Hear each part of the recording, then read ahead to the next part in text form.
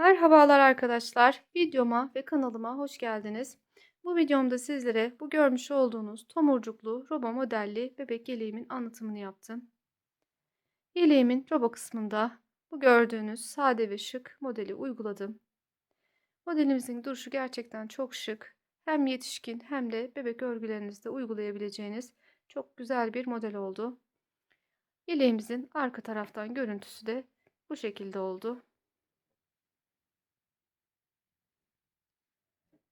Yeleğimin bedeni 1-1,5 yaş için uygun.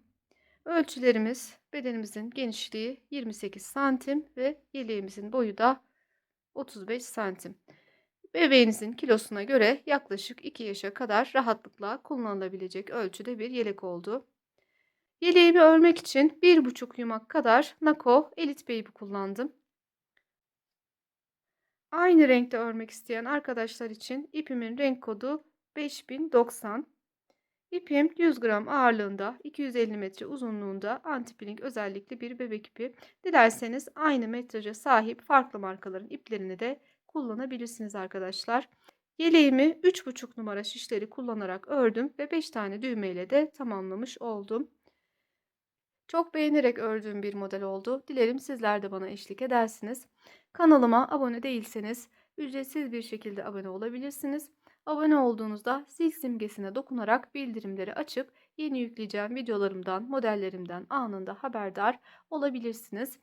Yeleğimi örerseniz Instagram'da sayfamı etiketleyerek benimle paylaşırsanız memnun olurum.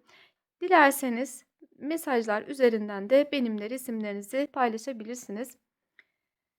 Malzemelerimiz hazırsa hemen bu güzelliğimizin yapımına başlayalım.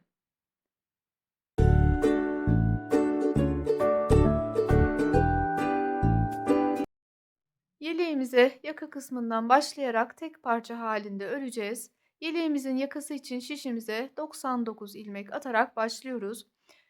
Yaka ilmek sayımız biraz normalden fazla olduğu için hemen ilk sıradan itibaren çift lastik uygulamasını yaparak başlıyoruz. Bu yaka kısmında fazla bir açıklık olmaması için tercih ettiğimiz bir yöntem bu.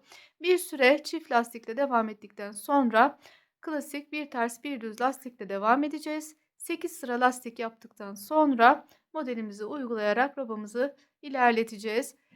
Ön patlarımız, ön lastiklerimiz 8 ilmek bir ters bir düz lastik olarak devam edecek ve kenarlarda da bu görmüş olduğunuz biye çalışmasını yaparak ilerleyeceğiz arkadaşlar. Ben robamı bu şekilde 99 ilmekle başlayarak örüp tamamladım arkadaşlar. Model anlatımını sizlere bu küçük parça üzerinde yaptım. Böylece iki motiflik, iki tomurcukluk bir parça oluşturarak birebir aynı anlatımı sizler için adım adım yaptım arkadaşlar. Hiçbir farkı yok. Ben bu parçaya 33 ilmekle başlayarak küçük bir parça üzerinde anlatım yapmış oldum. Sizler yeleğinize 99 ilmekle başlayarak buradaki anlatımı birebir aynı şekilde takip ederek robanızı örmüş olacaksınız. Robamızı örüp tamamladıktan sonra modelimiz bittikten sonra şu noktaya geldiğimizde yine bu yeleğimizin robası üzerinden anlatımımıza devam edeceğiz. Şimdi şişimize 99 ilmek atalım. Sonrasında şuradaki ilk lastik sırasından itibaren bu parçanın anlatımını takip ederek robamızı oluşturup geliyoruz. Şişime gereken ilmek sayısını attıktan sonra örgümün arka yüzünde ilk sıramdayım. Bu sıradan itibaren çift lastik uygulamasına başlayacağız. Kenarlardaki ikişer ilmeğimiz, yani sıra başındaki 2 ilmeğimiz ve sıra sonundaki 2 ilmeğimizle de biye çalışmasını yapacağız. Bu sırada bu biye için olan ilmeklerimi ters öreceğim. İlk 2 ilmeğimi ters örerek sırama başlıyorum. 1 2 2 ilmek ters ördükten sonra ipimi arkaya alıyorum ve 1 ilmek düz olarak örüyorum. Sonrasında ipimi öne alıyorum ve 1 ilmek örmeden şişime alıyorum. İpimi arkaya alıyorum, 1 ilmek düz örüyorum. İpimi öne alıyorum, bir tane örmeden alıyorum. Sıra sonuna kadar bu şekilde ilerliyorum. Çift lastik uygulamamızda bütün sıralarda yapacağımız işlem bu şekilde olacak arkadaşlar. Örgümüzün hem ön yüzündeyken hem arka yüzündeyken sadece düz ilmeklerimizi öreceğiz. Ters ilmeklerimizi örmeden almış olacağız. Yani bir sıra boyunca aslında sadece düz ilmekleri örüyor olacağız. Böylece çift lastik uygulamasını yapmış olacağız. Sıra sonunda 2 ilmeğim kalana kadar bu şekilde ilerliyorum.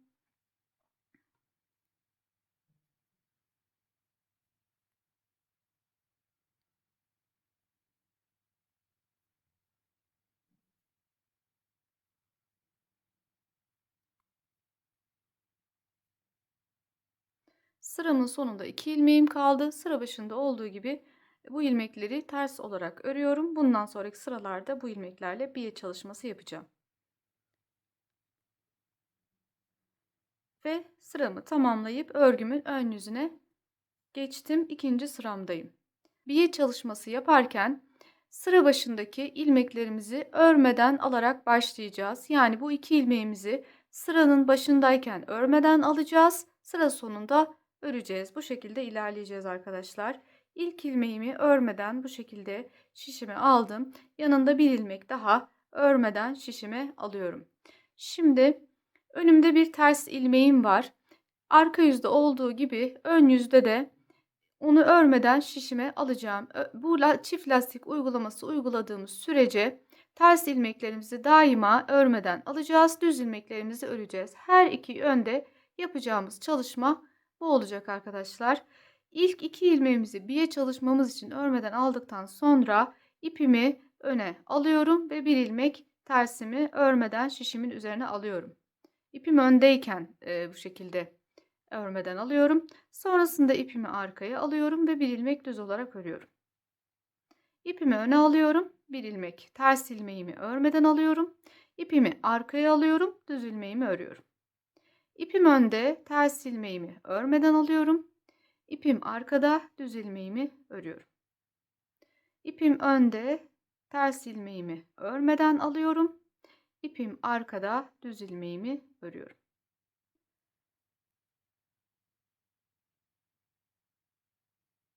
Sıramızın sonuna kadar bu şekilde ilerliyoruz.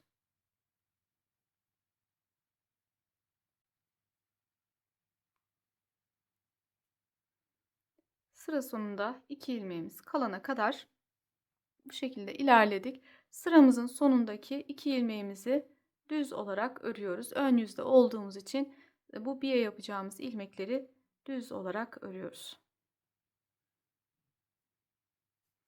Ve örgümüzün arka yüzüne 3. sıramıza geçiyoruz.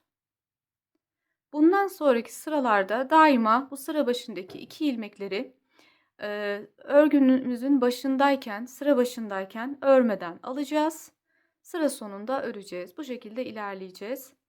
Bu 2 ilmeğimizi önceki sırada düz olarak ördük. Bu sırada örmeden şişimize alıyoruz. Sadece sıra başında bu ilmeklerimizi örmeden alıyoruz. Sıra sonunda herhangi bir işlem yapmadan normal şekilde örüyoruz.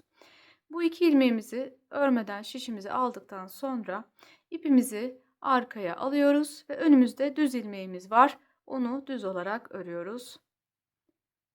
Tekrar ipimizi öne alıyoruz ve örmeden aldığımız ters ilmeğimizi yine örmeden şişimize alıyoruz. İpimizi arkaya alıyoruz. Bir ilmek düz örüyoruz. İpimizi öne alıyoruz. Ters ilmeğimizi örmeden alıyoruz. İpimizi arkaya alıp bir ilmek düz örüyoruz. İpimizi öne alıp bir ilmek örmeden şişimizi alıyoruz.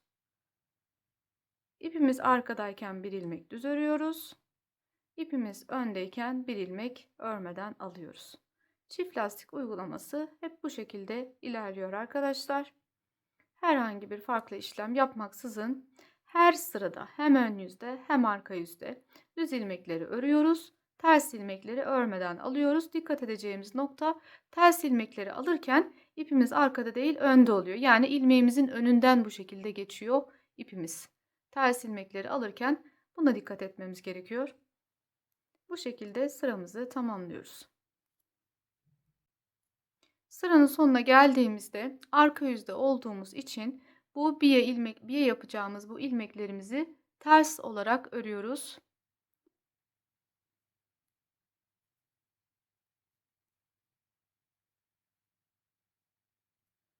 ve örgümüzün ön yüzüne 4. sıramıza geçiyoruz. Sıra başındayız. Biye çalışmamıza devam ediyoruz. Biye çalışmamızı nasıl yapıyorduk? Sıra başında daima ilk 2 el ilmeğimizi örmeden alarak yapıyoruz. İlk ilmeğimi ve yanındaki ikinci ilmeğimi örmeden şişime aldım ve ipimi öne aldım. Sıradaki ilmeğim ters olduğu için onu örmeden şişime alıyorum. İpimi arkaya alıp düz ilmeğimi örüyorum. İpimi öne alıp ters ilmeğimi örmeden alıyorum. İpimi arkaya alıp düz ilmeğimi örüyorum. İpim öndeyken ters ilmeğimi örmeden alıyorum, düz ilmeğimi örüyorum. Ters ilmeğimi örmeden alıyorum, düz ilmeğimi örüyorum. Bu şekilde bu sıramı da tamamlıyorum. Sıra sonuna geldiğimde bu sıra sonundaki 2 ilmeğimi zaten artık görüntüsü belli olmaya başladı bir ilmeklerimizin düz olarak örüyoruz. Ön tarafta bunları daima ön tarafta düz ilmek görüntüsü olacak şekilde her iki tarafta örüyoruz bir ilmeklerimizi ve arka yüze geçiyoruz. Şu an örgümüzü 4 sıra bir 4 sıra çift lastik uygulaması yaparak örmüş olduk. Baktığımızda örgümüzün ön yüzünde 2 sıra ve arka yüzünde 2 sıra örmüş olduk. Şu an örgümüzün 5. yüzünde ve arka sıradayız. Bu sıradan itibaren örgüme normal bir ters bir düz lastikle devam edeceğim. Biye çalışmalarımı aynı şekilde sıra başındaki ilk 2 ilmeğimi örmeden alıyorum. Ve ilmeklerimi bu sırada ilmek yönüne göre örüyorum. Düz ilmeğimi düz, ters ilmeğimi ters örüyorum. Düz ilmeğimi düz, ters ilmeğimi ters örüyorum. Bir düz, bir ters, bir düz, bir ters, bir düz, bir ters. Normal şekilde lastiğimi örerek sıramı tamamlıyorum. Sıramın sonunda 2 ilmeğim kalana kadar ördüm. Bu 2 ilmeğimi de arka yüzde olduğum için ters olarak örerek bir çalışmamı yapıp sıramı tamamlıyorum. Ve örgümün ön yüzüne geçiyorum. Dediğim gibi bundan sonra bir süre klasik bir ters bir düz lastikle devam edeceğim. Bu sırada aynı zamanda ilk ilik çalışmamı da yapacağım. Kız bebek için ördüğüm için sıramın sonunda şu kısımda iliğimi açacağım. Böylece örgümün sağ ön parçasında ilik kısmı oluşmuş olacak arkadaşlar.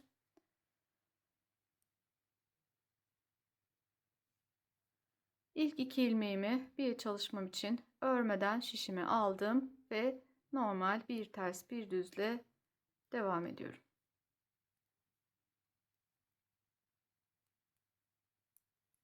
Evet. Şöyle sıramın sonunda 5 ilmeğim kalana kadar ilmeklerimi örüp geldim.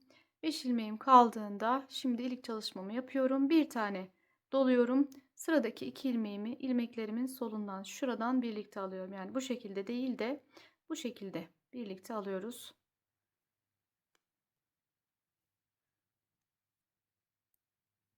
Ve kalan ilmeklerimizde yine bir ters ve sonda kalan 2 ilmeğimi düz olarak örerek sıramı tamamlıyorum.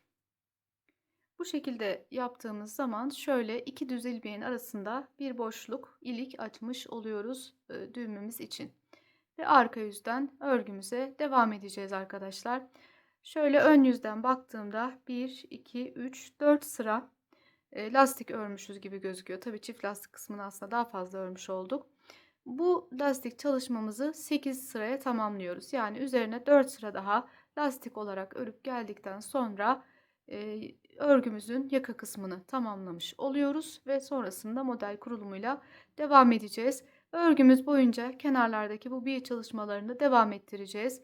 Ve bu ilmeklerimizi daima sıra başında örmeden alacağız. Bu şekilde biye çalışmamız devam etmiş olacak arkadaşlar.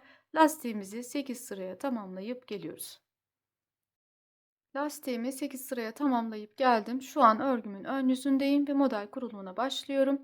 Bu arada ilik çalışmaları da size göstermek istiyorum. Gösterdiğim yöntemle iliklerimizi açtığımızda bu şekilde 2 düz ilmeğin arasında düzgün bir şekilde iliğimizi açmış oluyoruz.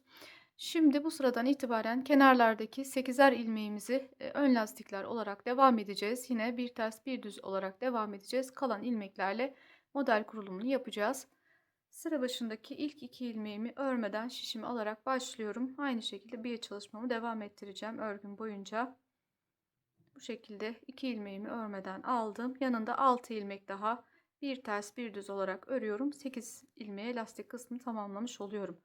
4, 5, 6, 7 ve 8. 8 ilmek lastiğim için ördükten sonra bir tane dolama yapıyorum ve önündeki 5 ilmeği düz olarak örüyorum. 1, 2, 3, 4, 5. Sonrasında bir dolama, bir düz ve bir dolama yapıyorum ve tekrar 5 ilmek düz örüyorum.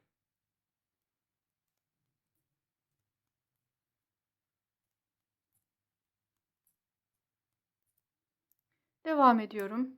Bir dola, bir düz, bir dola yapıyorum ve sıradaki 5 ilmeği düz olarak örüyorum.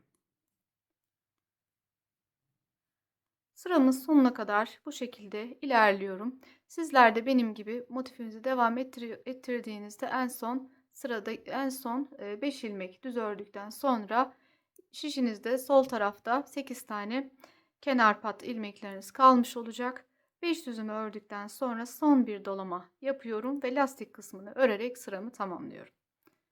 Bir düz, bir tersle lastiğime devam ediyorum.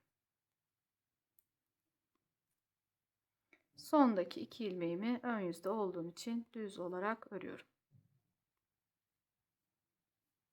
Ve sıramı tamamlayıp arka yüze geçiyorum. Bu roba modelimizde arka yüzlerde bütün ilmeklerimizi ters olarak örüyoruz.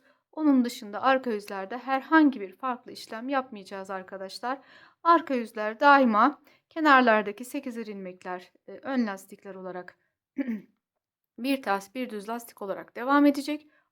Ortada kalan ilmeklerimizin tamamı doladıklarımız dahil ters olarak örülerek devam edeceğiz. Sıra başından ilk 2 ilmeğimi örmeden alıyorum. Yanında 6 ilmek daha ön lastiğim için bir ters bir düz örüyorum. 5, 6, 7 ve 8. 8 ilmek lastikten sonra bütün ilmeklerimi ters olarak örüyorum.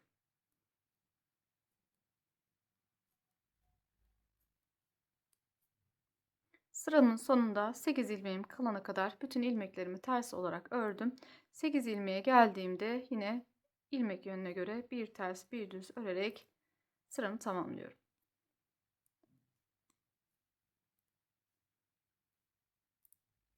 Arka yüzde olduğum için sonda kalan 2 ilmeğimi ters örüyorum ve sıramı bitirmiş oluyorum. Tekrar ön yüze geçiyorum.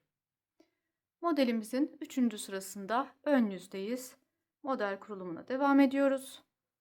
İlk 2 ilmeğimi örmeden şişimi aldım. Yanında 6 ilmek lastiğimi yine örüyorum.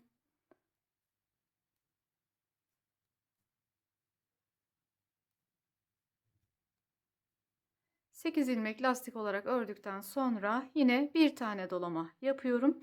Şimdi bu önümdeki 5 ilmeği her iki taraftan ortaya doğru daraltmalar yaparak ilerleyeceğim. Her iki taraftan 2 ilmeklerimi birlikte alarak böyle bir üçgen görüntüsü oluşturacağım burada. Bir tane dolama yaptıktan sonra önümdeki ilmeğin yönünü çeviriyorum. Tabii ilmek alış yönünüzden dolayı sizin zaten ilmekleriniz bu şekilde gözüküyorsa normal şekilde bu öndeki 2 ilmeğinizi bu şekilde alarak kesim yapıyoruz. İkisini birlikte örgümün soluna doğru, bu tarafa doğru kesim yapmış oluyorum. 8 ilmek lastikten sonra bir doladım. 2 ilmeği birlikte aldım. Bir ilmek arada düz örüyorum ve pardon 1 2 3 ilmek 3 ilmek düz örüyorum ve sonda kalan 2 ilmeği yine bu defa sağa doğru bakacak şekilde kesim yapacağım. Bu defa ilmeklerimi bu yönden değil sol kısımdan şuradan birlikte alarak kesiyorum. Ve bir tane doluyorum. Bir tane düz örüyorum, bir tane doluyorum. Bu aradaki bir ilmekler, dolamaların arasında kalan bir ilmekler üzerine tomurcuk yapacağım. Sürekli düz olarak arada bir ilmek düz olarak örülecek olan ilmekler. En sonunda model bitiminde üzerine dediğim gibi tomurcukları yapacağız. Bir ilmek düz ördüm, bir tane doladım. Buradaki motif çalışmamı tekrar ediyorum. İlk ilmeğimin yönünü çeviriyorum. İki ilmeği birlikte bu şekilde alıyorum, kesiyorum. Arada 3 ilmek düz örüyorum. Sonrasında 2 ilmek daha birlikte alacağım. Bu defa ilmekleri sol kısımdan şuradan birlikte alıyorum. Tekrar bu bir ilmek kısmına geldim. Bir tane doladım. Bir ilmek düz ördüm. Bir tane doladım ve buradaki şuradaki kesimlere devam ederek ilerliyorum. 2 ilmeğimi birlikte alarak örüyorum. 3 ilmek arada düz örüyorum. Ve yine 2 ilmek birlikte bu defa soldan sağa doğru şu şekilde birlikte alarak örüyorum. Ve bir ilmek dolama yapıyorum.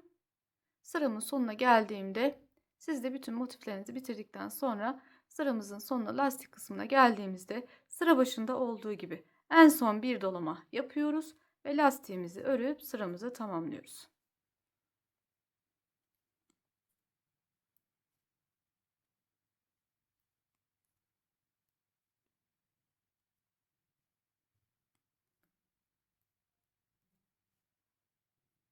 Arka yüze geçiyorum. Arka yüzde bütün ilmeklerimi ters olarak örüp tekrar ön yüze geçip devam ediyorum.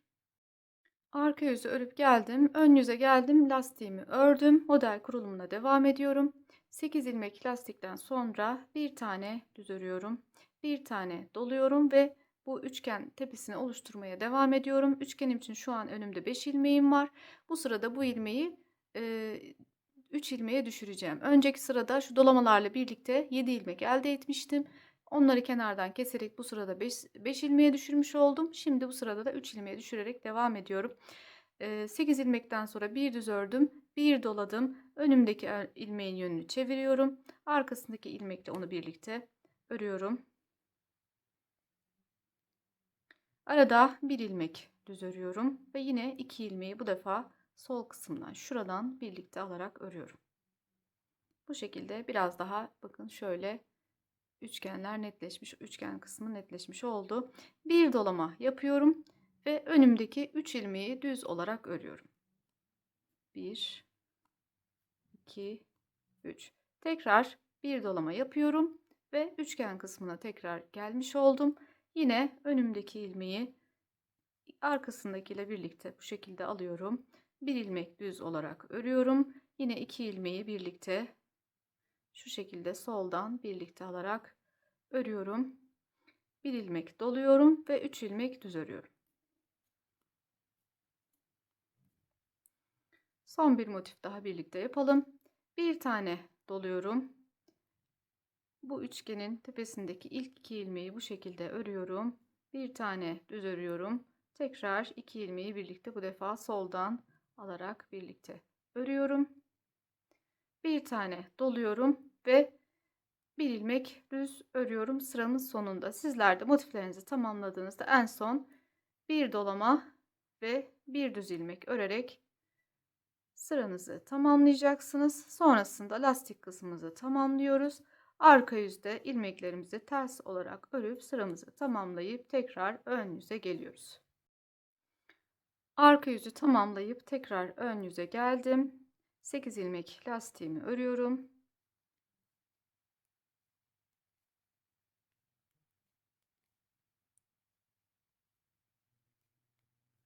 8 ilmek lastikten sonra önümdeki 2 ilmeği düz olarak örüyorum. Tekrar üçgen tepesine geldim. Bu defa üçgenin üstünde kalmış olan 3 ilmeği tek ilmeğe düşürerek yani üçgenin tepesini kapatarak bu sırada devam edeceğim. 2 düz ilmekten sonra bir tane dolama yapıyorum. Önümdeki ilk ilmeği bu şekilde örmeden şişimi alıyorum. Yanındaki 2 ilmeği ilmeklerimin sol kısımdan yine şuradan şu kısımdan birlikte alarak örüyorum. Sonrasında örmeden aldığım bu ilk ilmeğimi diğerlerinin üzerinden bu şekilde geçiriyorum. Böylece bu üçgen kısmını kapatmış oluyorum. Ve tekrar bir dolama yapıyorum. Önümde şöyle bir sonraki ajur kısmına kadar 5 ilmek gözüküyor. Bu 5 ilmeğimi düz örerek devam ediyorum. Bir dolamadan sonra 5 düz örüyorum. 1 2 3 4 5. İlk motifimi bu şekilde tamamladıktan sonra tekrar üçgen tepesine geliyorum. Aynı işlemleri uyguluyorum. Bir tane dolama yapıyorum. Önümdeki ilk ilmeği örmeden şişime alıyorum. Yanındaki iki ilmeği ilmeklerimin sol kısmından şuradan birlikte alıyorum. Örmeden aldığım ilk ilmeğimi diğerinin üzerinden bu şekilde geçiriyorum. Üçgen kısmının tepesini kapatmış oluyorum. Tekrar bir dolama yapıyorum ve önümdeki 5 ilmeği sonraki üçgen kısmına kadar, şu ajur kısmına kadar olan 5 ilmeği düz olarak örüyorum. Sizler de bu şekilde ilerleyerek sıramızın sonuna kadar tamamlayalım. Sonda yine bir tek böyle üçgen tepesi kalmış olacak. Bir dolama yapıyoruz. Önümüzdeki ilk ilmeği örmeden alıyoruz. 2 ilmek birlikte alıyoruz ve bu şekilde üzerinden geçiriyoruz. Tekrar bir dolama yapıyorum ve 2 ilmek düz örüyorum. Bu şekilde sıramın sonunda tamamlamış oluyorum. Sıramın başına şu 8 ilmek lastiğimden sonra 2 düz örerek başladım. Sıra sonunda yine 2 düz örerek bitirmiş oldum arkadaşlar. Böylece şu an oluşmaya başladı. Gördüğünüz gibi böyle 3 tane bu ajurlardan, üçgenlerden oluşan ara ve şu kısımlarda şu gördüğünüz düz ilmeklerin üzerine de popcornlar olacak şekilde ilerleyeceğiz. Örgümüzün kenarlarındaki biye çalışmamız da kendini göstermeye başladı. Şöyle gördüğünüz gibi kenarlarda böyle bir görüntü elde etmiş oluyoruz bu şekilde. Bu arada bir sonraki iliğimizi de burada söyleyeyim. Şu an şu kenarlardaki bu biye çalışmalarında şu gözüken sıraları sayarak ilerleyeceğiz. İliklerimizi açarken ilk iliğimizi şu an bu üçüncü ipimizden sonra, üçüncü sıramızdan sonra açmış gözüküyoruz. Bundan sonra eğer 1-1,5 yaş için örüyorsanız 12 sıra saydıktan sonra ikinci iliğinizi açabilirsiniz. Yani şöyle şu kenarlardaki 1, 2, 3, 4, 5 bu şekilde devam eden bu sıraları sayarak devam edebilirsiniz. Bunların sayısı 12 olduğunda ikinci iliğinizi açabilirsiniz. Eğer 2-3 yaş için örüyorsanız da bunların sayısı 13 olduğunda sonraki iliğinizi açabilirsiniz. Böylece 12 veya 13 sıra arayla iliklerinizi açarak devam edebilirsiniz pat kısmında. Evet, bu örgümüzün lastik pat kısmında örerek sıramızı tamamlıyoruz. Arka yüzde yine ilmeklerimizi ters olarak örerek sonraki ön yüze geçip devam ediyoruz. Tekrar ön yüze geldim. Sıra başındaki 8 ilmek lastiğimi ördüm. İlk motifimi, daha doğrusu ilk üçgen çalışmamı önceki sırada tamamlamış oldum. Şimdi bu sırada şurada sıra başında modelimize başlarken ilk sıramızda yaptığımız azur çalışmasını tekrar ederek devam edeceğim. 8 ilmek lastikten sonra bir tane dolama yapıyorum ve bir süre düz olarak ilmeklerimi örüyorum. 3 4 5 6 7 ilmek düz olarak ördüm ve şu örgüm boyunca arada bir düz ilmek olarak devam edecek olan ilmeğe geldim. Bunun her iki tarafında yine ajur çalışması yaparak devam edeceğim. Yani bu sırada lastik kısmından sonra bir tane doladım, 7 tane düz ördüm, bir tane doluyorum, bir düz örüyorum, tekrar bir tane doluyorum ve yine 7 düz örüyorum. 2 3 4 5 6 7 ve tekrar bu bir tane arada devam eden ilmeğe geldim. Bunun kenarlarında yine ajur çalışması yapıyorum. Bir dola, bir düz, bir dola yapıyorum ve tekrar 7 düz örerek devam ediyorum. Bu sırada bu şekilde ilerleyeceğiz. 7 düz, bir dola, bir düz, bir dola, 7 düz, bir dola, bir düz, bir dola. Bu şekilde devam edeceğiz. Sıramızın sonuna geldiğimizde dolama yaptıktan sonra yine 7 düz örüyoruz. 2, 3, 4, 5, 6, 7. Lastik kısmına geçmeden önce sıra başında olduğu gibi son bir dolama yapıyoruz ve lastiğimizi örerek sıramızı tamamlıyoruz. Sonrasında arka yüzü de örüp tekrar ön yüze gelip devam ediyoruz. Ön yüze geldim. Kenardaki 8 ilmeğimi ördüm. Şu an örgümün şu kısmındayım arkadaşlar. İlk üçgenlerimi oluşturdum. Şuradaki ajur çalışmasını yaptım ve ikinci üçgenleri oluşturacağım noktaya, şu kısma geldim. Buradan itibaren yine her iki taraftan kesmeler yaparak ikinci üçgenimi oluşturarak devam edeceğim. 8 ilmek lastikten sonra bir tane dolama yapıyorum. Bu arada şöyle şuradaki ilmek sayısını da hemen vereyim size. Şimdi bu bir düz olarak devam edeceğim ilmeğimize kadar 2, 4, 6, 8, 9. 9 ilmeğimiz var şişimizde. Bu 9 ilmekle üçgen çalışmamızı yapacağız. Lastik kısmından sonra bir tane dolama yapıyorum. Önümdeki ilmeğimi yönünü çeviriyorum. Bu ilmeğimi arkasındaki ilmekle birlikte bu şekilde ikisini birlikte alıyorum. Sonrasında arada 1, 2, 3, 4, 5. 5 ilmek düz örüyorum ve şişimde bu üçgene ait 2 ilmeğim daha kalmış oluyor. Şu devam eden bir ilmeğin önünde 2 ilmek daha kalmış oluyor. Bu ilmeklerimi de bu defa ilmeklerimin solundan şuradan birlikte alarak örüyorum.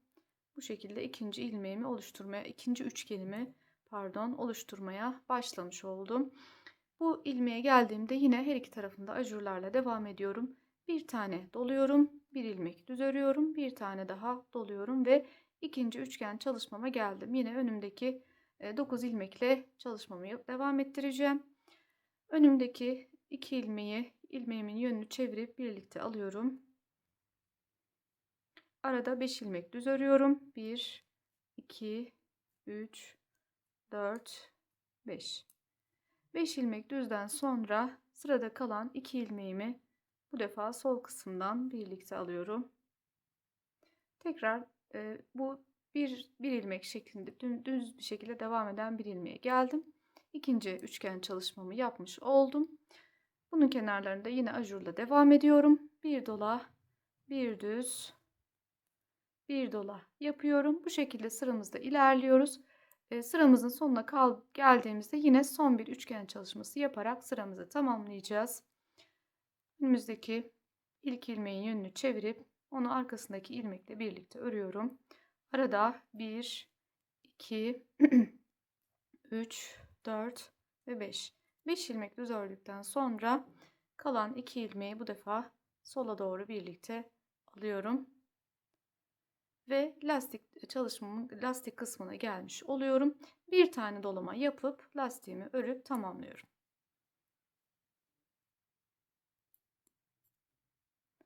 Arka yüzümü de tamamladıktan sonra tekrar ön yüze geçiyorum.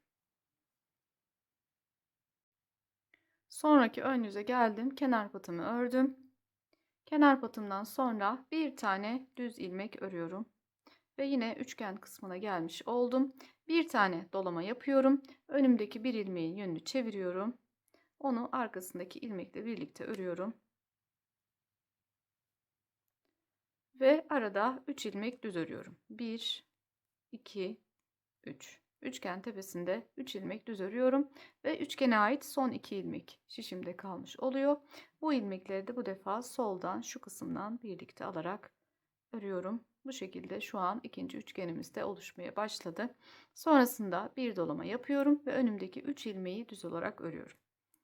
1, 2, 3. Böylece bir motif tamamlamış oluyoruz. İkinciye geçiyoruz. Böylece bir motif tamamlamış oluyorum. İkinciye başlıyorum. Bir tane doluyorum. Önümdeki ilmeği yönünü çevirip arkasındakiyle birlikte örüyorum ve arada 3 tane düz ilmek örüyorum. 3 ilmek örüp üçgenimin 3 ilmek örüp üçgenin tepesinde kalan son 2 ilmeği birlikte sol kısımdan şöyle birlikte alarak örüyorum. Bir tane dolama yapıyorum ve önümdeki 3 ilmeği düz olarak örüyorum. Bu şekilde ikinci motifimi de tamamlamış oluyorum. Böylece devam ediyorum. Sıramın sonuna kadar geliyorum. Sıramın sonundaki son üçgen kısmına geldiğimde bu kısımda yine bir tane dolama yapıyorum. 2 ilmeğimi birlikte örüyorum. 3 ilmek düz örüyorum. Sonrasında 2 ilmeği daha birlikte alarak örüyorum. Bir tane dolama yapıyorum. Sonda kalan bir ilmeği düz olarak örüyorum ve 8 ilmek lastik kısmını da örüp sıramı tamamlıyorum. Arka yüzümü de örüp tekrar ön yüze gelip devam ediyorum. Sonraki ön yüze gelip kenar patımı ördüm. Üçgenlerimi oluşturmaya devam ediyorum. 8 ilmek kenar patından sonra 2 ilmek düz örerek sırama başlıyorum. Sonrasında üçgen kısmına geldim. Bir tane dolama yapıyorum. Önümdeki ilmeğin yönünü çevirip arkasındakiyle birlikte örüyorum. Ve bu defa arada bir ilmek düz örüyorum.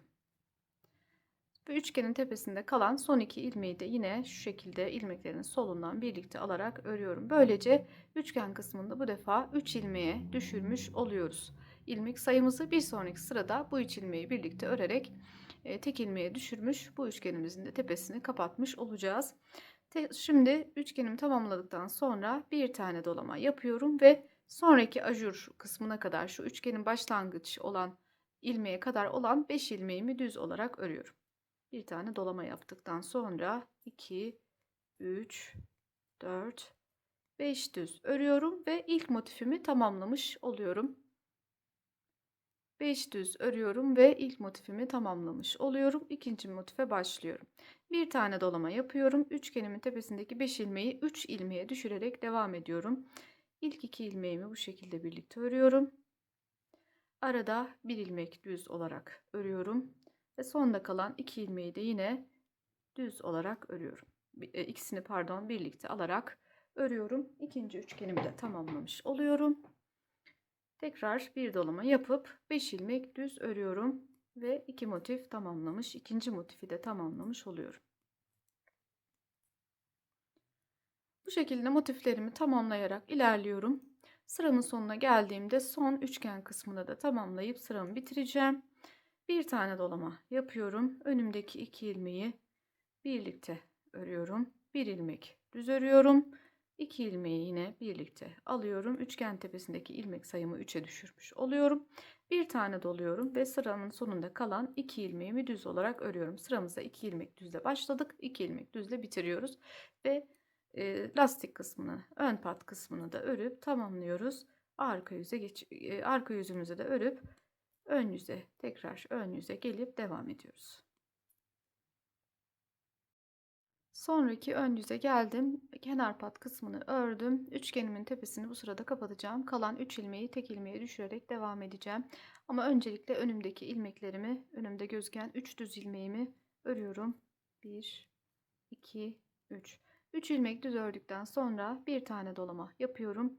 Önümdeki ilk ilmeği bu şekilde örmeden şişime alıyorum. Kalan 2 ilmeği ilmeklerimin solundan, şuradan, şu kısımdan birlikte alıyorum. Örmeden aldığım ilk ilmeğimi diğerlerinin üzerinden bu şekilde geçiriyorum ve ilmeğimin tepesini kapatmış oluyorum. Bir tane dolama yapıyorum ve bir sonraki üçgenimdeki ilmeklere gelene kadar aradaki düz ilmeklerimi örüyorum. Yani şöyle baktığım zaman üçgenin tepesinde kalan 3 ilmekten önce 2, 4, 6, 7. 7 ilmeğim var. Bu 7 ilmeğimi düz olarak örüyorum. Bir tane dolamamı yaptım. 1, 2, 3, 4, 5, 6 ve 7. 7 ilmek düz ördükten sonra yine ilk motifimi yani bu şekilde tamamlamış oluyorum. Bir tane dolama yapıyorum. İkinci motifimi başlıyorum.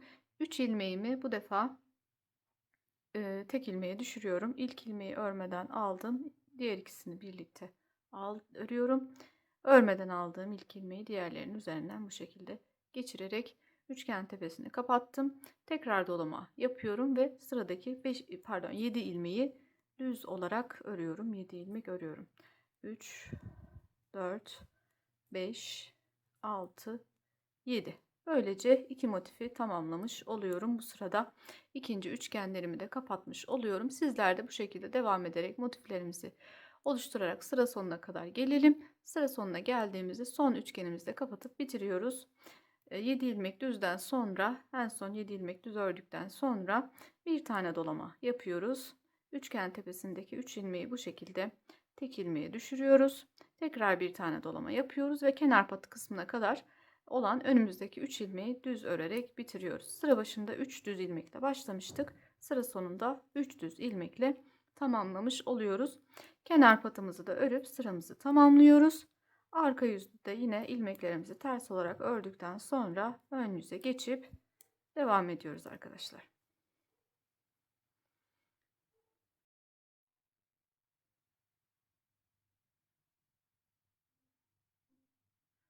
Ve böylece ikinci üçgenlerimizi de oluşturmuş olduk arkadaşlar. Şu an şu kısımdayız.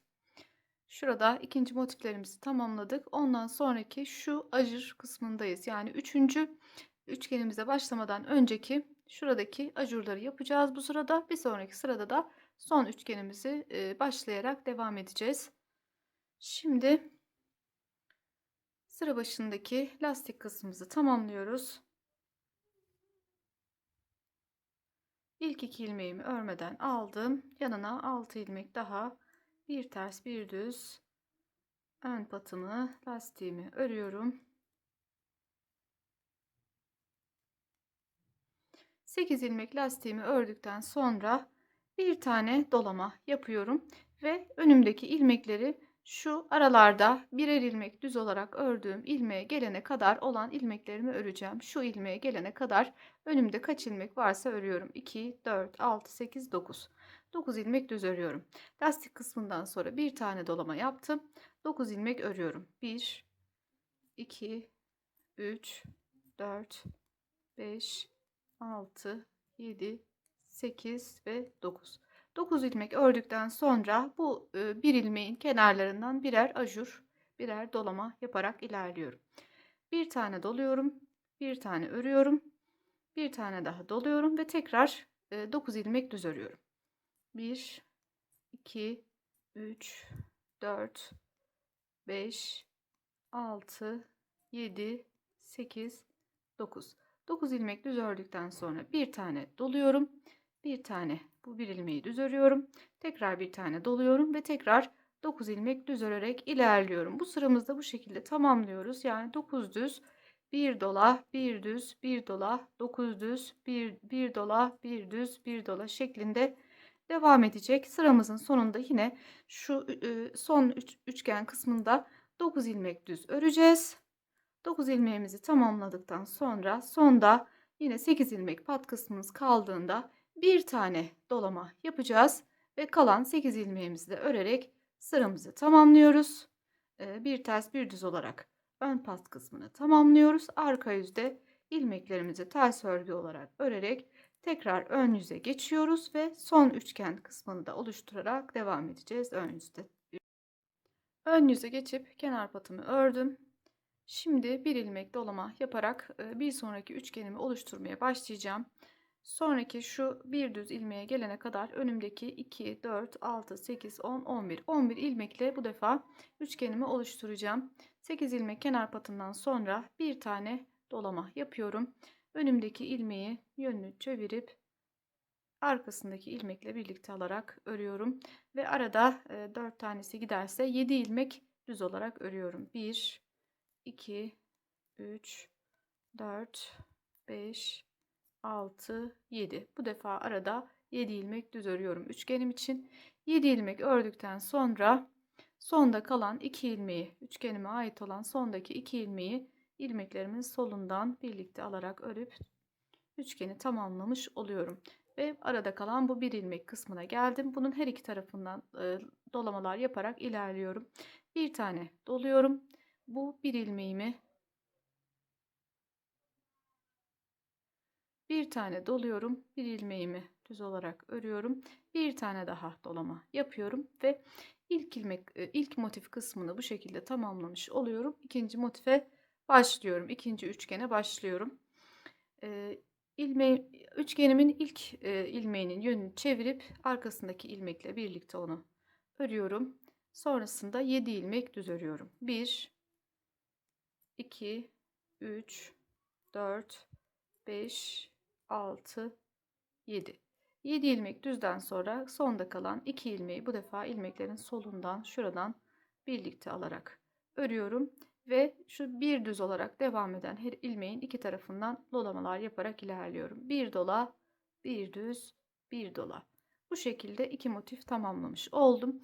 Böylece motiflerimi tamamlayarak ilerliyorum. Sıra sonuna geldiğimde yine şurada son üçgenimi de oluşturup devam ediyorum.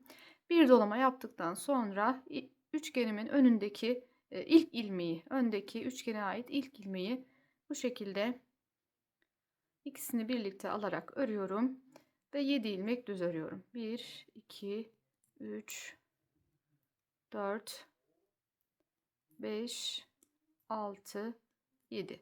7 ilmek düz ördükten sonra sonda kalan 2 ilmeği de soldan birlikte alarak örüyorum ve kenara kadar gelmiş oluyorum. Kenar patıma kadar gelmiş oluyorum. Pat kısmına geçmeden önce burada son bir dolama yaparak kenar patımı örerek devam ediyorum. Bu arada bu kısımda şöyle şuradaki ilk iliğimi şu kenardaki sıraları saydığım zaman 3. sıradan sonra açmıştım.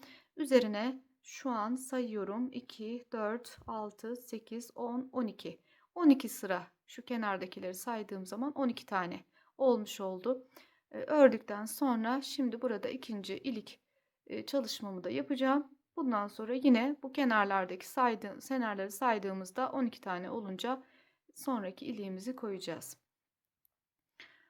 Sonda 2, 4, 5 ilmeğim kalana kadar şöyle ilk 3 pat kısmına ait ilk 3 ilmeğimi örüyorum. 5 ilmeğim kaldığında bir tane dolama yapıyorum. Önümdeki 2 ilmeği şöyle ilmeklerimin sağ kısmından değil şuradan sol kısmından ikisini birlikte alarak örüyorum. Böylece bu iki ilmeği birlikte aldıktan sonra kalan 3 ilmeğimi de yine yönüne göre örüyorum. Bir ters ve 2 düz olarak örüp sıramı tamamlıyorum ve arka yüze geçiyorum. Arka yüzde ilmeklerimi ters olarak örüp sonraki ön yüze gelip motifime devam ediyorum.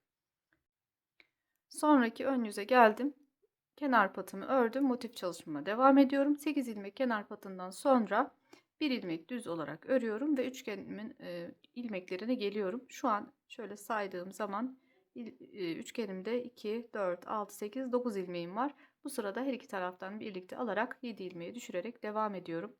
Bir ilmek düzden sonra bir tane dolama yapıyorum. Önümdeki ilmeğin yönünü çevirip onu arkadaki ilmekle birlikte örüyorum. Sonrasında arada 1, 2, 3, 4, 5. 5 ilmek düz örüyorum ve üçgenimde kalan son 2 ilmeklerimi soldan şuradan birlikte alarak örüyorum. Böylece ilmek sayısını üçgen tepesindeki ilmek sayısını 7'ye düşürerek devam ediyorum. Sonraki üçgenimin olduğu şu başladığı 3 ilmeğe kadar arada 3 ilmeğim var. Bunları düz olarak öreceğim. Bir tane doluyorum. Bu 3 ilmeğimi örüyorum. Ve böylece bu kısma kadar şöyle bir motif tamamlamış oluyorum. İkinci motifime geçiş yapıyorum. 3 ilmek düzden sonra bir tane dolama yapıyorum. Önümdeki üçgen tepesindeki ilk ilmeğin yönünü çevirip arkasındakiyle birlikte örüyorum ve arada 1, 2, 3, 4, 5. 5 ilmek düz olarak örüyorum ve sonda kalan 2 ilmeği bu defa sola doğru olacak şekilde, sağa doğru pardon olacak şekilde ikisini birlikte alarak örüyorum ve tekrar bir dolama yapıp 3 ilmek düz örüyorum. Ve 2 motif tamamlamış oluyorum. Sizler de bu şekilde bütün motiflerinizi tamamladıktan sonra sıra sonuna geldiğimizde son üçgenimizde yine buradaki 9 ilmeği 7 ilmeğe düşürerek devam ediyoruz. Bir tane dolama yapıyoruz. İlk 2 ilmeği birlikte alıyoruz. Arada 1, 2, 3, 4, 5. 5 ilmek 5 ilmek düz olarak ördükten sonra kalan 2 ilmeği sol kısımdan birlikte alıyorum. bir tane dolama yapıyorum ve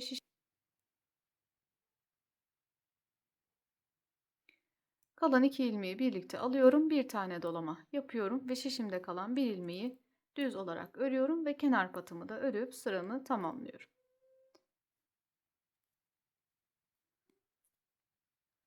Arka yüzü de örüp tekrar ön yüze gelip devam ediyorum. Sonraki ön yüzde kenar patımı ördüm. Önümdeki 2 ilmeği düz örerek sırama başlıyorum. 2 ilmek düz ördükten sonra yine üçgen kısmına geldim. Bu defa ilmeğimin tepesinde, üçgenimin tepesinde 7 ilmeğim var. Bu 7 ilmeği 5 ilmeğe düşürerek bu sırada devam edeceğim.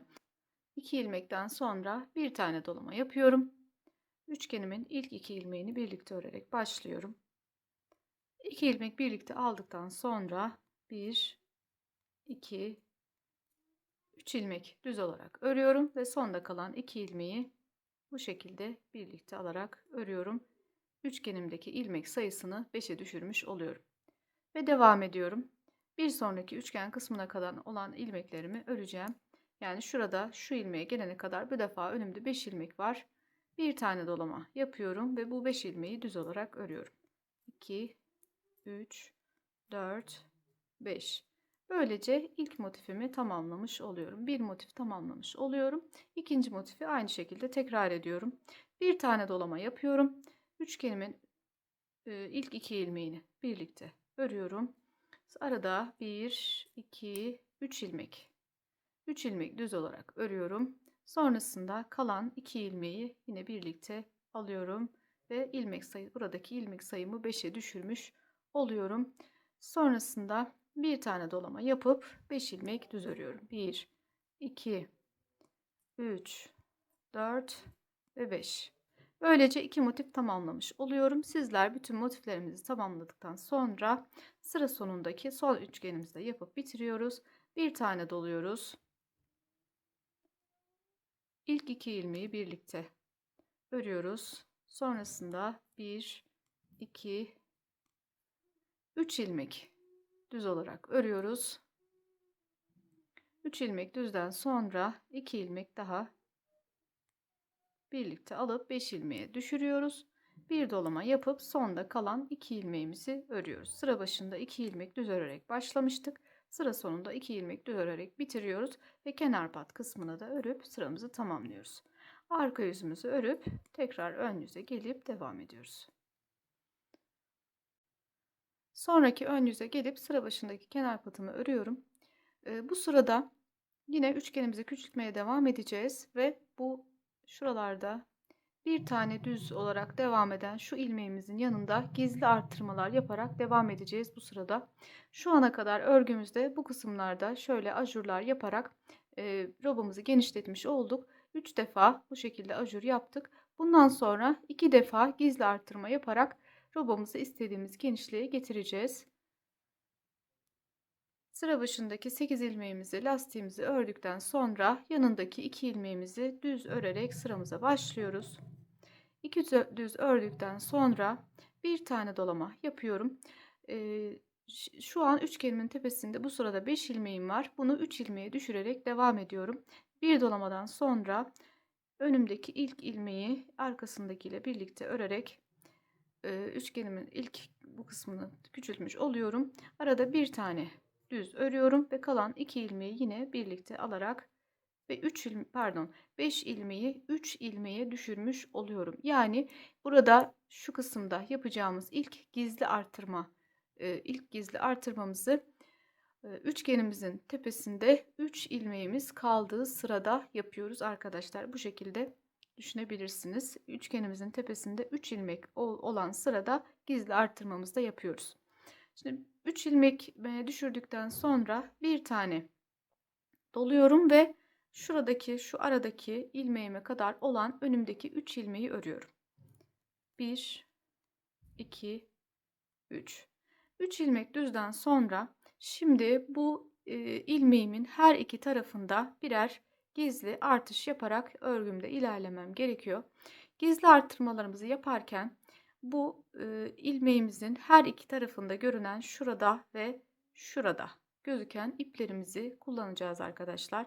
Bu kısımda bu ilmeğimizin önündeyken, sağındayken şu sol şişimizi böylece bu ipin altından batırıp bunu şişimizin üzerine alıyoruz. Bir kez daha gösterelim. Bu iki ilmeğin arasında gözüken şu ipimizin altından şöyle sol şişimizi bunun altından bu şekilde batırarak bunu şişimizin üzerine alıyoruz. Eğer bunu böyle düz olarak örürsek tabi burada örersek burada bir boşluk oluşacaktır. Bunu engellemek için bu ilmeğimizi çaprazlama olarak alarak öreceğiz. Yani buradan değil, ilmeğimizi şöyle şuradan biraz genişletelim. Şöyle şuradan ilmeğimizi alarak düz olarak örüyoruz.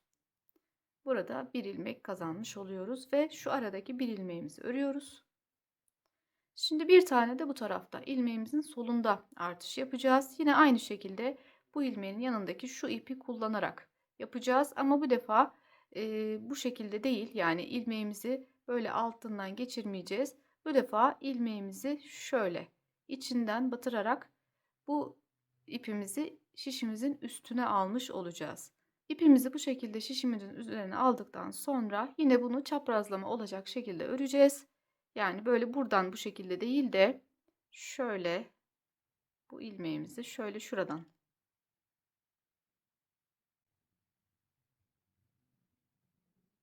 böylece bir ilmek de bu taraftan çıkarmış oluyoruz. Burada bu ilmeğimizin her iki tarafında birer ilmek gizli artırma yapmış oluyoruz ve önümüzdeki 3 ilmeği örerek devam ediyoruz. 1 2 3 Motifimizi tamamladık. İkinci motifimize başladık. 3 ilmek düzden sonra bir dolama yapıyoruz. Yine üçgen tepesinde küçültme işleminde devam ediyoruz.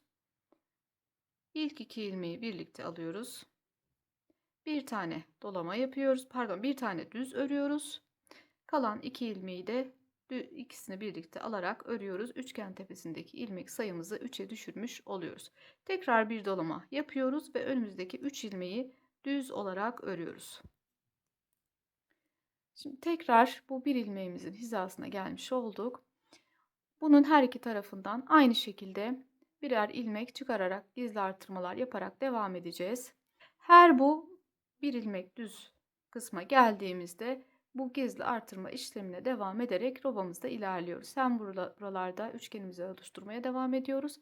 Hem de bu bir ilmeklerin kenarlarında bu gizli artırmalarımızı yaparak bu sıramızı tamamlıyoruz. Son defa bu işlemi yaptıktan sonra 3 düz ilmeğimizi, önümüzdeki 3 ilmeğimizi düz olarak örüyoruz. Son üçgenimizin olduğu kısma geliyoruz. Bir dolama yapıyoruz. Buradaki 5 ilmek sayısını 3'e düşürerek devam ediyoruz. Bu şekilde yapıyoruz. Bir tane daha dolama yapıyoruz ve pat kısmına kadar önümüzde 3 ilmeğimiz kaldı. Sıra başında 3 ilmek düz örerek başlamıştık. Sıra sonunda da yine 3 ilmek düz örerek bu sıramızı tamamlamış oluyoruz. Sıra sonundaki pat kısmımızı örerek bitiriyoruz. Arka sırada da yine ilmeklerimizi ters olarak örerek sonraki ön yüze geliyoruz. Bu ön yüzde ilk tomurcuk çalışmamızı da yapacağız. Şimdi arka yüzü örüp hemen ön yüze gelip devam ediyoruz. Sonraki ön yüze geldim. Kenar patımı ördüm. 8 ilmekten sonra 4 ilmek düz örerek sırama başlayacağım. Bu sırada tomurcuklarımı da oluşturmaya başlayacağım. 2 milimetrelik bir tığ kullanarak tomurcuklarımı yapacağım. 8 ilmek kenar patından sonra üçgenime kadar olan önümdeki 4 ilmeği düz olarak örerek sıramı başlıyorum. 1 2 3 4 4 ilmekten sonra bu sırada üçgenimin tepesinde kalan bu 3 ilmeğimi tek ilmeğe düşürerek devam ediyorum. 4 ilmeğimi ördüm. Bir tane dolama yaptım. Önümdeki ilk ilmeği örmeden şişime alıyorum. Yanındaki 2 ilmeği soldan birlikte alarak örüyorum. Örmeden aldığım ilk ilmeği diğerlerinin üzerinden bu şekilde geçirerek üçgenimi kapatmış oluyorum. Bir tane dolama yapıyorum ve önümdeki ilmekleri öreceğim. Şimdi bu üzerine tomurcuk yapacağımız şu bir düz ilmek olarak baştan beri bir düz ilmek olarak ördüğümüz ilmeğin her iki tarafındaki birer ilmeklerin şu yanındaki birer ilmeklerin üzerine tomurcuklar yaparak ilerleyeceğiz. İlk ilmeğe kadar önümde 4 ilmek var. Bu 4 tanesini örüyorum. Burada üçgen tepesinde dolamamı yaptıktan sonra 4 ilmek örüyorum. 2, 3, 4. Bu ilmeğimin her iki tarafındaki ilmeklerin üzerine birer tomurcuk yapacağım.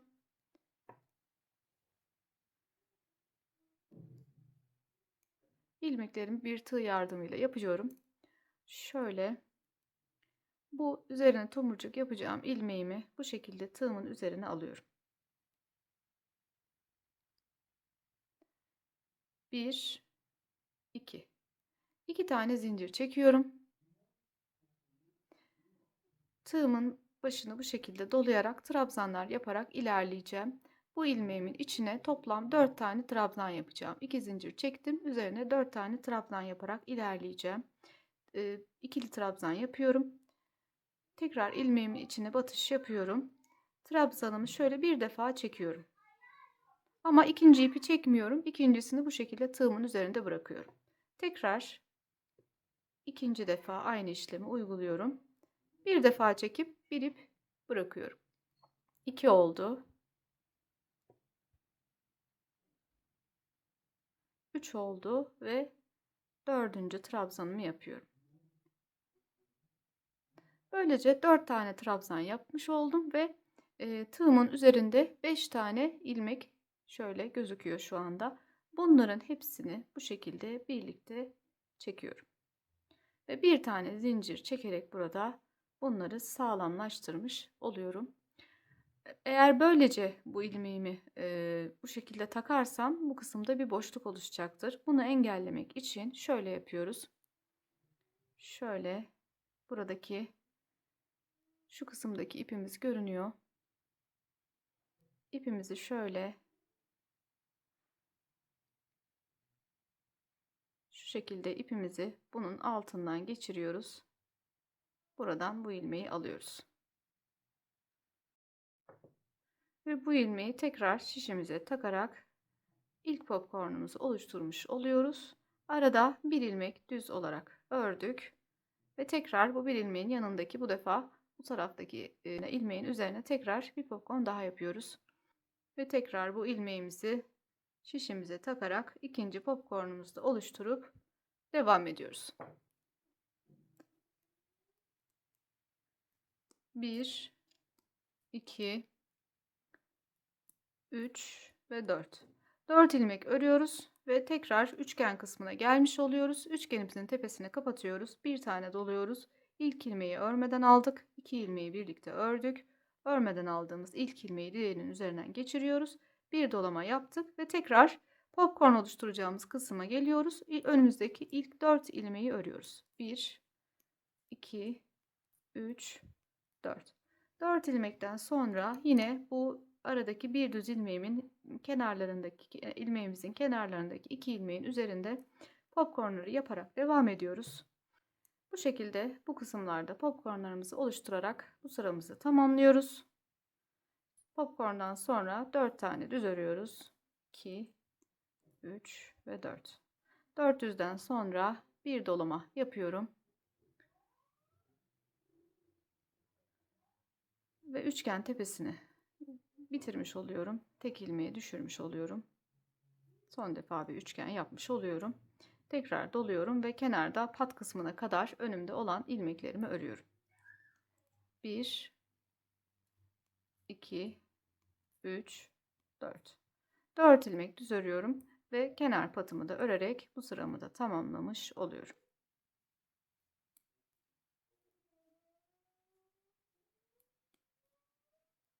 Böylece bu sırada ilk popcornlarımızı yapmış olduk. Arka yüzümüzü örüp geleceğiz. Sonraki ön yüze geldiğimizde bunların şu ortasına bir popcorn daha yaparak motifimizi tamamlamış olacağız. Sonraki ön yüze geldim. Kenar patımı ördüm. Bu sırada artık üçgenlerimizi tamamladık. Bu kısımlarda düz örgü olarak örerek devam edeceğiz. Şimdi sıra başından başlıyorum. Şu popcornumu öreceğim. Üzerine popcorn yapacağım sıraya ilmeğe gelene kadar önümde ne kadar ilmeğim varsa onları örüyorum.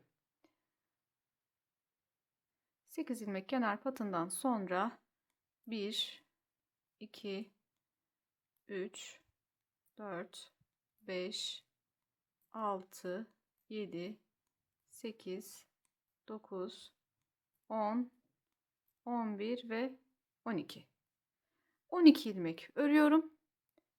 13. ilmek, yani şu başından beri bir düz ilmek olarak devam eden ilmeğin üzerine yine bir popcorn çalışması yapıyorum. Popcorn oluşturup devam ediyorum. Sonraki popcorn yapacağım yere kadar ilmeklerimi düz olarak örüyorum. 2, 3, 4, 5, 6, 7, 8, 9, 10, 11, 12 ve 13. 13 tane örmüş oldum. Şöyle 2, 4, 6, 8, 10, 12, 13. 13 ilmek ördükten sonra yine bir popcorn yaparak tamamlamış olacağım. Bundan sonra robamızda bir sıramız daha olacak. Artırma yapacağımız bir sıramız daha olacak ve o sırayı da tamamladıktan sonra roba çalışmamızı bitirmiş olacağız. Şişimizin üzerine alalım. Popcornu şöyle elimizde şöyle bir düzeltelim. Evet. Ve kalan ilmeklerimizi de örüp sıramızı tamamlıyoruz. Düz örgü olarak bütün ilmeklerimizi sıra sonuna kadar, pat kısmına kadar örüyoruz. Bu sıramızı da bu şekilde son popcornlarımızı yaparak tamamlıyoruz. Arka sıramızı bitirip ön yüze geçiyoruz. Ön yüzde son bir arttırma, gizli arttırma çalışması yaptıktan sonra roba modelimizi tamamlamış olacağız. Arka yüzü tamamlayıp tekrar ön yüze geçtim. Kenar pat kısmı ördüm. İlk 8 ilmeğimi ördüm. Şimdi bu sırada bir defa daha gizli artırma yaparak robamızı tamamlamış olacağız.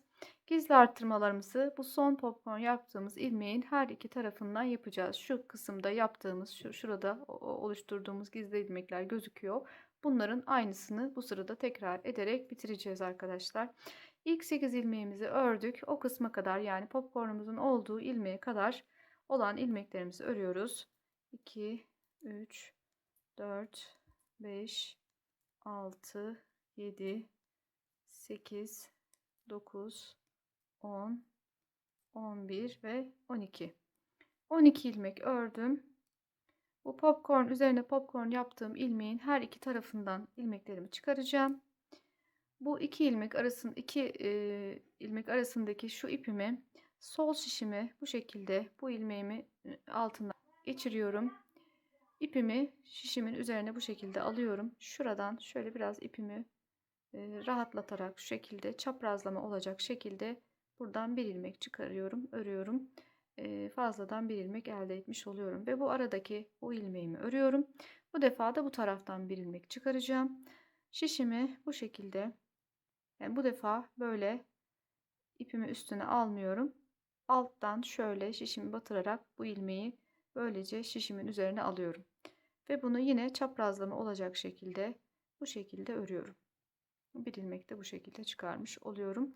Ve devam ediyorum. Sonraki popcornumun olduğu ilmeğe kadar örüyorum.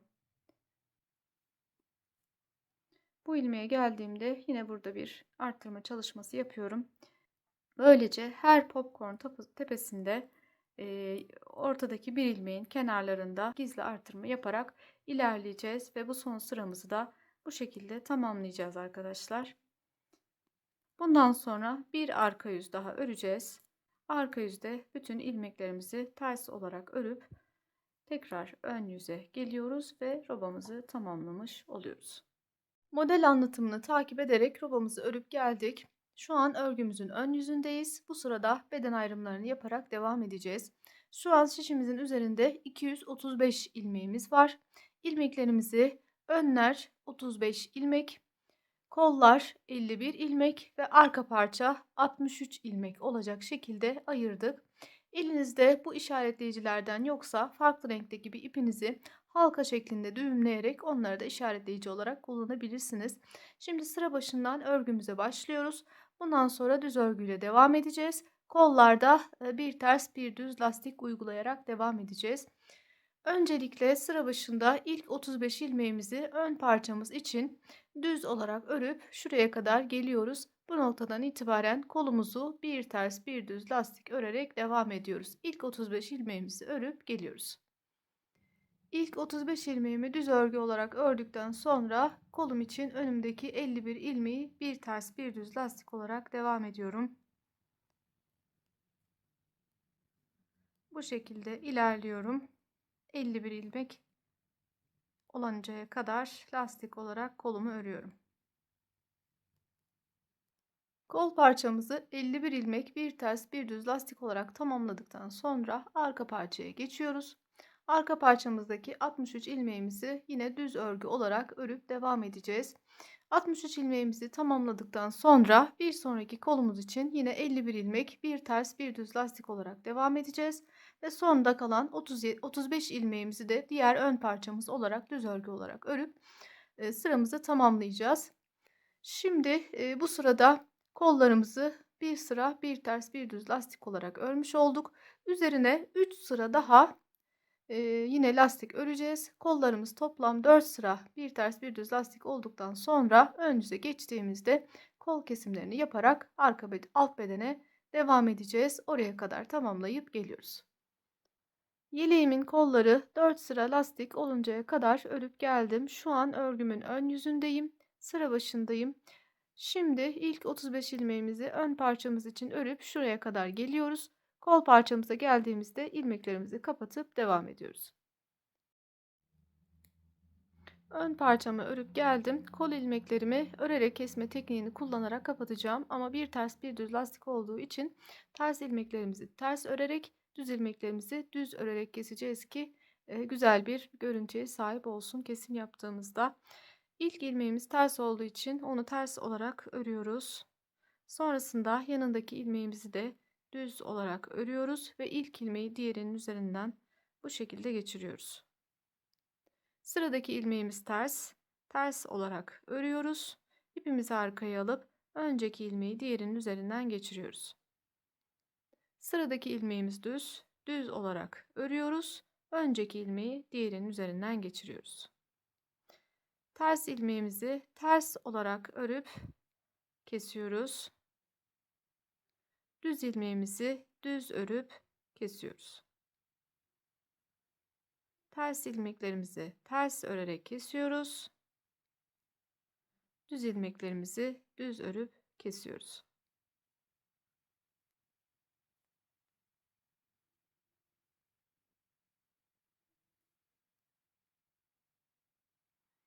Bu tekniği kullanarak kesim yaptığımızda bu şekilde muntazam bir görüntü elde etmiş oluyoruz arkadaşlar. Sizler istediğiniz ilmek kapatma yöntemini kullanabilirsiniz elbette. Benim tercih ettiğim teknik bu şekilde. Şimdi bütün kol ilmeklerimi tamamlayıp kesimini yapıyorum. Şu kısma geldiğimde kol ilmeklerim bittiğinde yine arka parçamı örüp diğer koluma geçiyorum. Diğer kolumu da aynı şekilde kesimini yaparak tamamlıyorum. En sonda kalan ön parçamı da örüp sıramı tamamlıyorum. Buraya kadar kesme işlemlerini yaparak ilerleyip geliyoruz. Kol kesimimizi yapıp sonda bir ilmek kaldığında o bir ilmeği şöyle sol şişimize alıyoruz. Bu ilmeği yanındaki şu ilmekle birlikte alarak burada bu ilmeği de yok etmiş oluyoruz. Bu ayrıntıyı da vermiş olalım arkadaşlar. Ve sonrasında arka parçamızı örerek devam ediyoruz. Sonraki kolumuzda da aynı işlemleri tekrar ederek sıramızı tamamlıyoruz. Kol ilmeklerimizi kapatarak sıramızı tamamladık. Bu tekniği kullanarak kollarda böyle bir görüntü elde etmiş oluyoruz arkadaşlar. Şöyle. Şimdi örgümüzün arka yüzünde sıra başındayız. Bu sırada ön parçalarla arka bedenimizi birleştirerek örgümüzün alt kısmına devam edeceğiz. Bundan sonra tamamen düz örgüyle yeleğimize devam ediyoruz. Arka parçamızda ilk ön parçamızın ilmeklerini kol altı hizasına kadar örüp şuraya kadar geliyoruz ve devam ediyoruz. Arka yüzde parçamızı örüp kol altı hizasına geldik. Şimdi bu kol altımızı birleştireceğiz. Bu kısımda fazladan 2 ilmek elde ederek devam edeceğiz. Kol evimizin dar olmaması ve şu kısımların muntazam bir şekilde birleşmesi için. Öncelikle şurada kesim yaptığımız son ilmeğimizin üstündeki ipleri sol şişimizle şu şekilde alıyoruz. Şişimizin üzerine alıyoruz ve bunları arka yüzde olduğumuz için ters olarak örüyoruz. Bu kısmı birleştirmiş, biraz daha muntazam bir görüntü elde etmiş oluyoruz. Şimdi bir ilmek de bu taraftan çıkaracağız. Yine aynı şekilde bu kesim yaptığımız son ilmeğin iplerini böylece sol şişimizin üzerine alıyoruz. Bunları birlikte örüyoruz. Tabi şurada boşluk olmamasına dikkat ediyoruz. Biraz burada örgümüzü sıkıştırıyoruz ve devam ediyoruz. Arka parçamızı örmeye devam ediyoruz. İlk kolumuzu bu şekilde birleştirmiş olduk. Şöyle örüldüğü zaman düzgün bir görüntü olmuş olacak. Arka parçamızı da örüp diğer kol altında da aynı işlemi tekrar ediyoruz. Sıramızı tamamlayıp geliyoruz. Böylece yeleğimizin alt kısmına geçmiş olduk. Parçalarımızı birleştirmiş olduk. Bundan sonra artık düz örgüyle devam edeceğiz. Pat kısmında sırası geldikçe iliklerimizi açmayı unutmayalım. Yeleğimizin alt kısmında yine bir ters bir düz lastik örerek tamamlayacağız. O kısma kadar istediğimiz uzunluğa gelene kadar düz örgüyle yeleğimizin alt kısmını örüp tamamlıyoruz. Yeleğimin alt kısmında düz örgüyle devam ederek istediğim uzunluğa gelene kadar örüp geldim. Şöyle omuzdan itibaren ölçtüğüm zaman 32 santim olana kadar yeleğimi ördüm. Şimdi yaka kısmında olduğu gibi 8 sıra bir ters bir düz lastik örerek yeleğimizi tamamlayacağız. Şu ana kadar ön bandımızda 4 tane ilik çalışması yaptık. Bu alt bandımızda son bir ilik açarak tamamlamış olacağız. Örgümüzün bitmesine 2 veya 3 sıra kala son iliğimizi de açarak tamamlamış olacağız. Lastiğimizi örüp geliyoruz. Yeleğimin alt bandı için 8 sıra bir ters bir düz lastik örüp geldim. Şimdi kollarda uyguladığım kesme tekniğini uygulayarak tamamlayacağız. Sıra başındaki ilk ilmeğimi örmeden alıyorum. Yanındaki ilmeğim düz olarak örüyorum ve kesiyorum. Bir sonraki ilmeğim ters olarak örüyorum ve kesimini yapıyorum. Sonraki ilmeğim düz olarak örüyorum ve kesiyorum. Ters ilmeğimi ters örüp kesiyorum. Düz ilmeğimi düz örüp kesiyorum. Bu şekilde yeleğimizi tamamlıyoruz. Son olarak düğmelerimizi dikip yeleğimizi hazır hale getirip geliyoruz. 1-1,5 yaşa uygun olarak hazırladığımız yeleğimizi tamamladık. Yeleğimizin arka taraftan görüntüsü de bu şekilde. Sade ve güzel bir model. Bebekleriniz için isterseniz bu şekilde yelek, isterseniz kolları uzatıp hırka olarak örebileceğiniz şık bir model oldu. Kanalıma abone değilseniz ücretsiz bir şekilde abone olabilirsiniz. Abone olduğunuzda zil simgesine dokunarak bildirimleri açıp yeni yükleyeceğim videolarımdan, modellerimden anında haberdar olabilirsiniz. Yeni bir örgü videosunda tekrar görüşmek dileğiyle. Hoşça kalın.